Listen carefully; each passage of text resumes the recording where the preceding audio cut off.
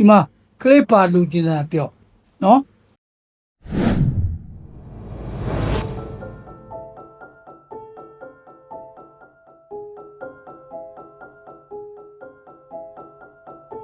အနေနဲ့လမ်းဆွဲမယ်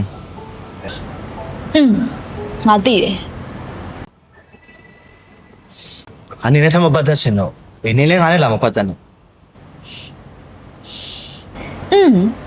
ငါသိတယ် ဟာနစ်တောင်လုံးဝမခံနိုင်တော့တာ ငါသိတယ် အေးအဲ့တော့ငါတို့လမ်းခွဲမယ် ငါသိတယ်လေနင်ဒီလိုပဲပြောမယ်ဆိုတာဘာဖြစ်လို့လဲဆိုတော့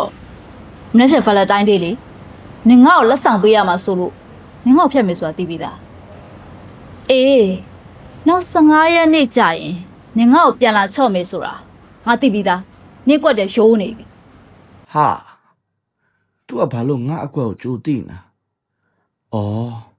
तू ငွေနေတော့လည်းငါဒီအကွက်ပဲတုံးခဲ့တာ哦 ဟဲ့ကလေးဟာကိုအတွက်လက်ဆောင်ပစ္စည်းတော့နှမျောနေတဲ့လူကြီးဘာကြောင့်အပင်မခံလဲဟမ်ဒီမှာကလေးပါလူကျင်တာပြောနော်လူကျင်တာကိုမနှမျောတာပေဝယ်ပေးမယ်ဦးရှိတယ်နော်